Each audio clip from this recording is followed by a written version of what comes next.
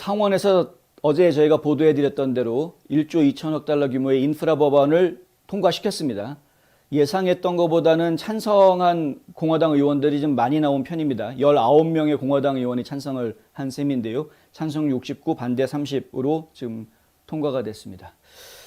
좀 안타깝긴 하지만 뭐 예상했던 것이니까 일단 통과가 된 만큼 추후 사항을 좀 지켜봐야 되겠습니다. 앞으로는 일단 하원으로 이것이 넘어가게 된 것이기 때문에 하원에서 어떤 논의들이 이루어질지 저희가 지켜봐야 하겠고요. 하원이 좀 뭔가 개정안을 제대로 좀 만들어준다거나 아니면은 이 법안을 뭐 막을 수 있다 그러면 더욱더 좋겠지만 사실 그 민주당이 지금 과반수가 넘는 하원 구조상 완전히 막는 것은 쉽지 않을 것 같고 어느 정도 개정안을 이끌어내느냐 하는 것이 상당히 중요한 이슈가 될 것 같습니다. 하원에서 개정안이 만들어지게 되면은 그러면 다시 상원으로 와서 승인을 받는 절차가 필요하게 되는데요.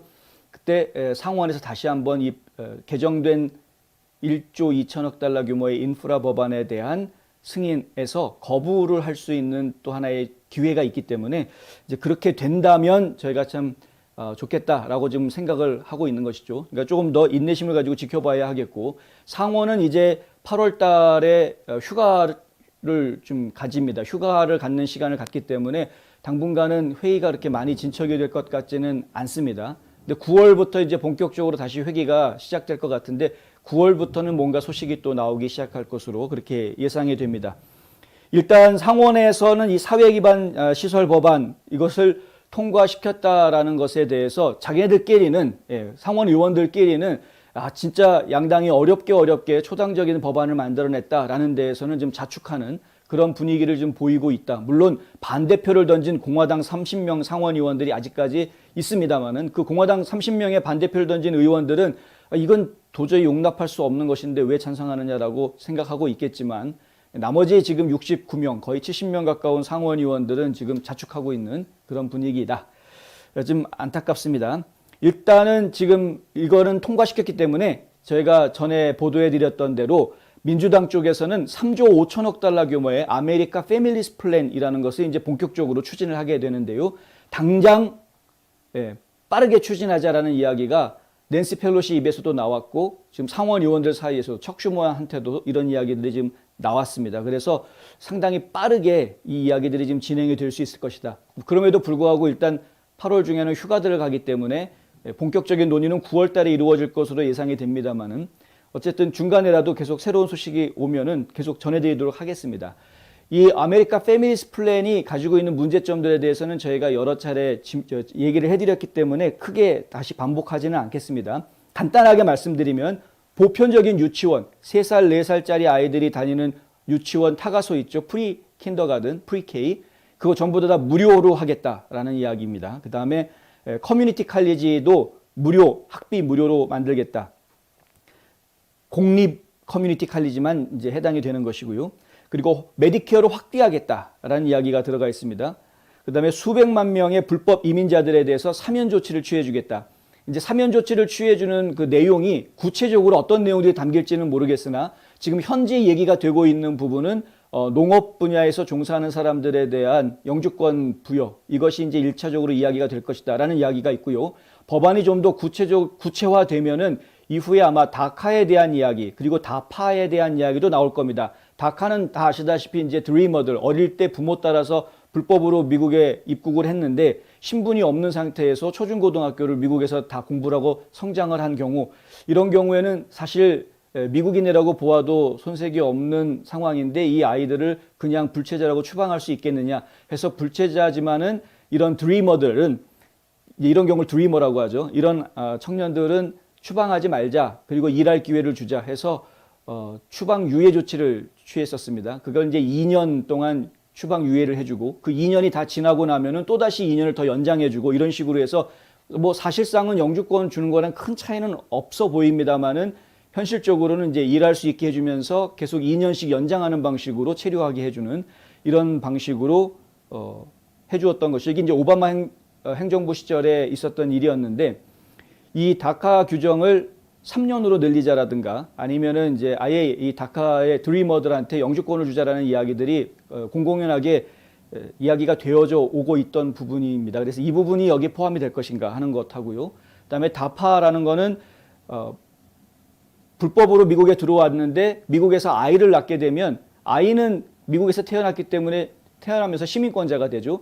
그럼 시민권자의 부모인데 양육하는 부모인데 시민권자의 부모인데도 부모는 불체자인 이런 경우에 이제 부모들을 어떻게 신분을 구제해 줄 것인가 하는 부분 이것도 지금 논의가 상당히 많은 방법으로 되고 있는데 이 이야기도 포함될 가능성이 있지 않겠는가 이런 것들이 이제 상당히 우려가 된다고 하는 겁니다. 이렇게 통틀어서 이야기하면은 대략 정부에서 집계하고 있는 것은 1,100만 명 정부에서 집계하는 게 1,100만 명인 것이고요. 실제로 일선 현장에서 전문가들이 집계하고 있는 숫자는 그거의 2배에서 3배 사이가 될 것이다. 그러니까 적어도 2,200만 이상이 불체자가 사면을 받는 그런 상황이 발생할 수 있게 된다. 이제 이런 계산들을 지금 해내고 있습니다.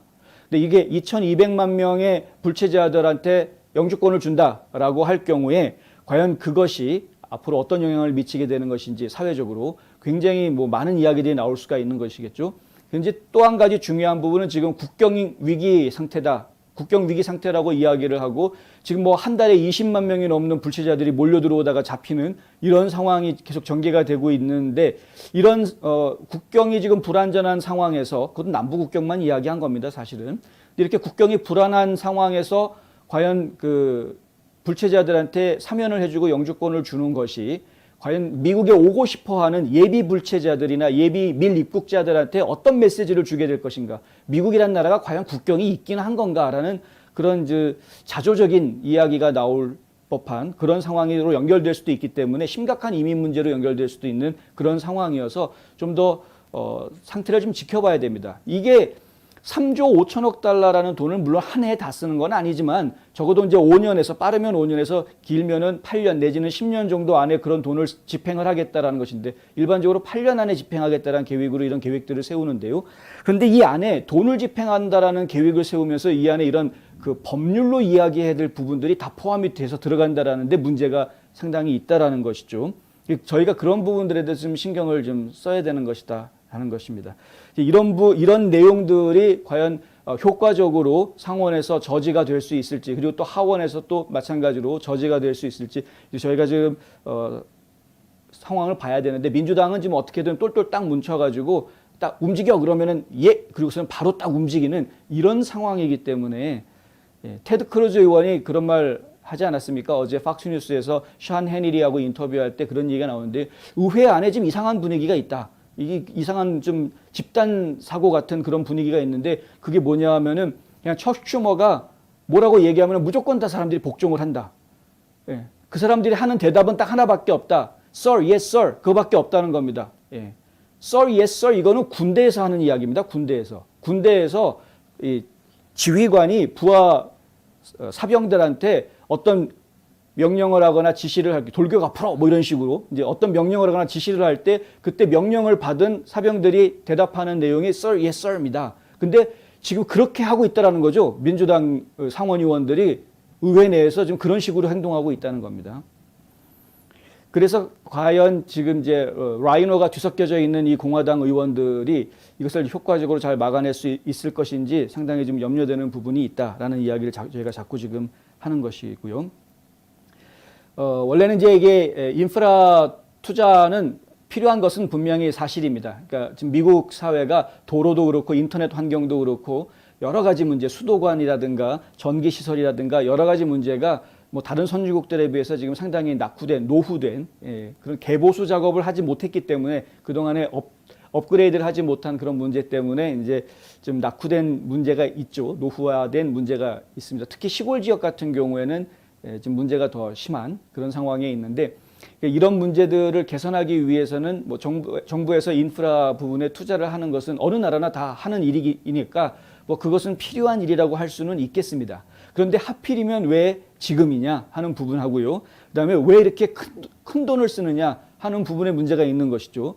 지금 실제로 미치 매코넬 상원 의원 같은 경우에는 트럼프 대통령이 이렇게 인프라 투자 법안을 이야기했을 때 미치 매코넬 상원 의원이 했던 말이 있습니다.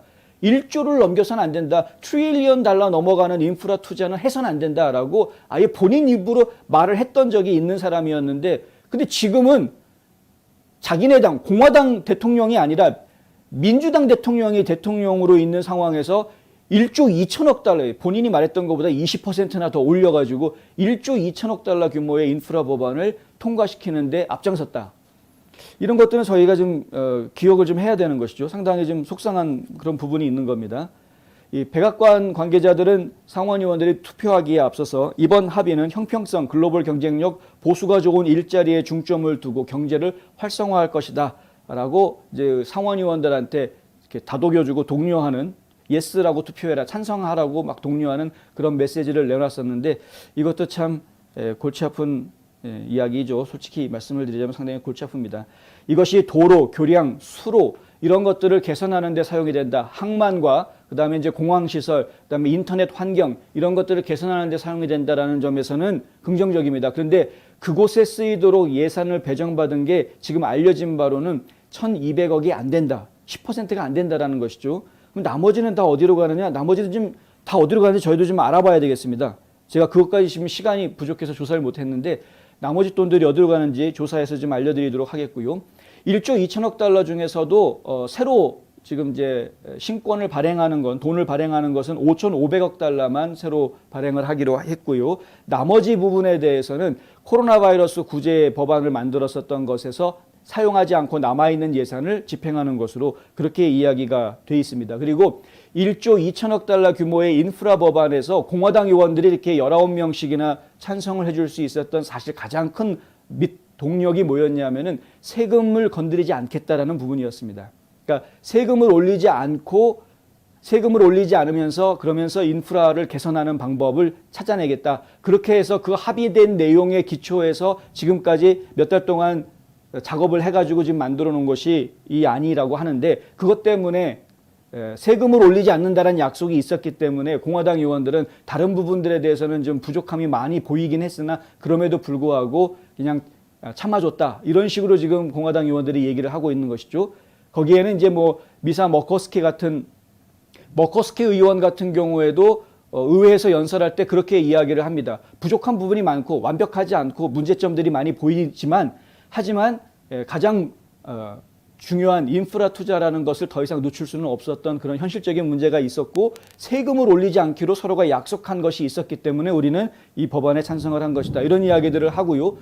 그러면서 3조 5천억 달러짜리 이게 두 번째 이거 지출 예산안 만들어 놓은 거에 대해서는 반대한다. 그러니까 머커스키 의원도 반대한다. 대표적인 라이노 의원으로 저희가 지금 치부하고 있지 않습니까? 근데 다 반대한답니다. 왜냐하면 이 법안 자체가 세금을 다 올리는 내용이 그 안에 들어가 있기 때문에 그렇습니다. 법인세 올리는 내용, 그다음에 뭐 양도소득세를 올리는 내용, 그다음에 일반 그 근로소득세도 전부 다 올리죠. 근로소득세율도 없었던 브레이크스 하나 새로 만듭니다. 그래서 근로소득세율을 전체적으로 다 올리는 그런 세제 개혁이 일어나는데, 세금 인상 개혁이죠. 세금 인상 세제 개혁이 벌어지게 되는데, 이것들을 지금 공화당 의원들은 다 한결같이, 라이노건 아니건 한결같이 다 반대하고 있는 입장인 것이죠. 근데 트럼프 대통령이 진작부터 지적을 해왔는데 그것을 반대한다면 1조 2천억 달러짜리 통과시켜주면 안 된다라고 지적을 해왔던 겁니다. 왜냐하면 1조 2천억 달러짜리는 공화당과 민주당이 초당적으로 합의해서 만들기로 한 법안이지만 3조 5천억 달러짜리는 그냥 민주당이 자기들끼리 그냥 강행해서 통과시키려고 하는 것이기 때문에 그렇습니다. 그러니까 1조 2천억 달러 인프라 법안이라도 볼보로 잡았어야 정치적인 딜을 할 수 있었던 것이었는데, 공화당 의원들이 그 정치적인 딜을 그냥 놔버린, 포기한 거나 마찬가지인 셈이 돼버렸죠. 이제 그럼에도 불구하고 일단 인프라 투자를 자기 지역구에 가져갈 수 있다라는 면에서는 의원들은 일단 자기 동네로 돌아가서, 예를 들면은 뭐 웨스트 버지니아니 뭐 위스콘신이니 이런데 자기 고향으로 돌아가서 자기 지역구 주민들한테, 자, 우리 이제 도로공사 할 수 있습니다. 정부에서 돈 나올 겁니다. 자, 우리 인터넷 이제 새로 초고속으로 다 깔아드리겠습니다. 정부에서 지원 나올 겁니다. 이렇게 선물 보따리를 풀어놓을 수 있는 선물들을 챙길 수 있었기 때문에, 그러니까 상원 의원들이 개인적인 입장으로 봐서는 손해볼 게 하나도 없는 이제 그런 상황이었던 것이죠.